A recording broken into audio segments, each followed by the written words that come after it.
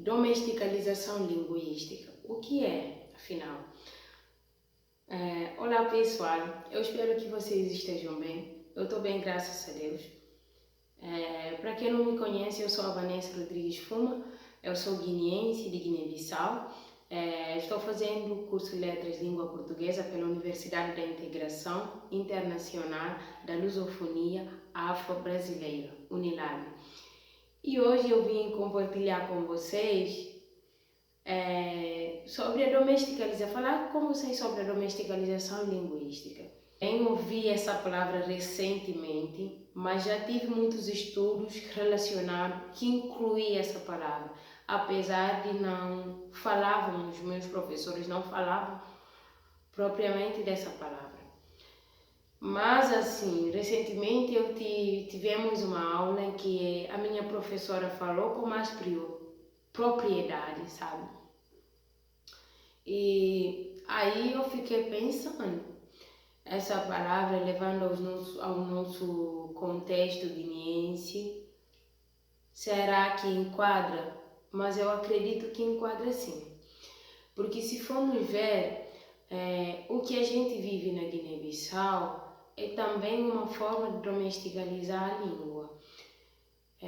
Essa forma de proibir as pessoas falar as suas línguas, né, é uma forma de domesticalizar. A própria palavra de domesticalização linguística vem da palavra domesticalizar, como domesticalizar uma língua. Então, se formos ver essa palavra num contexto histórico, vamos ver como os europeus, num contexto colonial, como os europeus faziam, como eles faziam com os nossos antepassados. Proibiam os nossos antepassados de falar as suas línguas étnicas, proibiam eles, essas pessoas, certas pessoas tinham acesso à língua portuguesa, né? E inferiorizavam também a nossa língua. E hoje, como a sociedade faz com a língua guineense, que é no caso a língua crioulo, mas também não estou deixando as outras línguas étnicas. Como a nossa sociedade faz com essas línguas? Sim, sabemos que existe uma forma de inferiorizar as nossas línguas, né, no nosso país. Por exemplo, quando eu falei, por exemplo, no caso de proibição da língua, quando os nossos governantes falam que é proibido, né, falar a língua guineense nos espaços escolares, o que eles estão insinuando? Estão insinuando que essa língua não é uma língua como os europeus usavam, não é uma língua civilizada, sabe? Não é uma língua que pertence a um espaço escolar, não é uma língua que pertence às pessoas escolarizadas, mas é uma língua sim que deve estar em casa, né? Que deve estar em casa. É uma língua que deve estar no meio das pessoas que não têm acesso à escola. Isso sim é uma forma de domesticalizar. E acho que os nossos governantes deviam pensar mais, sabe? Porque até hoje, por incrível que pareça, dizem que estamos libertos da colonização. Mas como diz o meu amigo, que apesar de libertar-se da colonização, mas até hoje estamos vivenciando a colonização cognitiva. A colonização está ocorrendo por meio da nossa cognição. E eu acho que precisamos pensar mais. Como professor, como estudante, sabe, devemos levantar essas questões na nossa sala de aula, pensar sobre isso.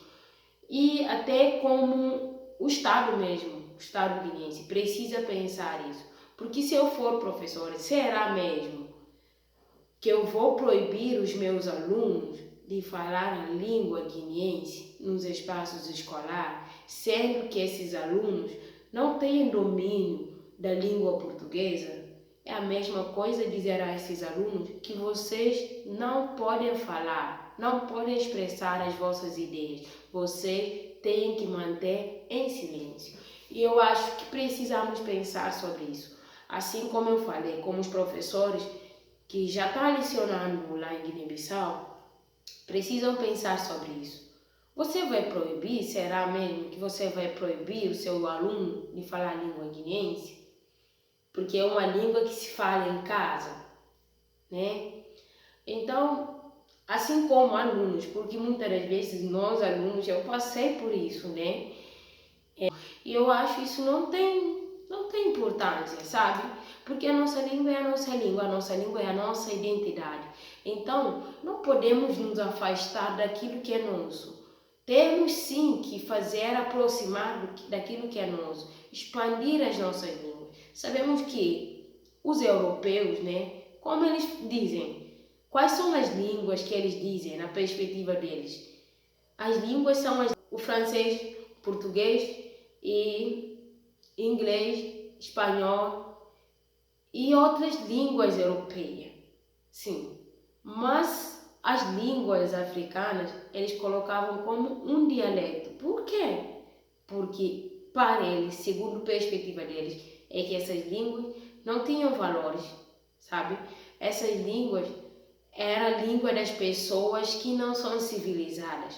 E a gente, quando a gente concorda em afastar, em proibir essas línguas, as nossas línguas, aquilo que é nosso, proibir eles nos espaços escolares, ou seja, proibir as nossas línguas e de falar nos espaços escolares e colocando na nossa mente que essas línguas só precisam ser faladas num espaço, por exemplo, em casa, a gente está concordando com essa ideia.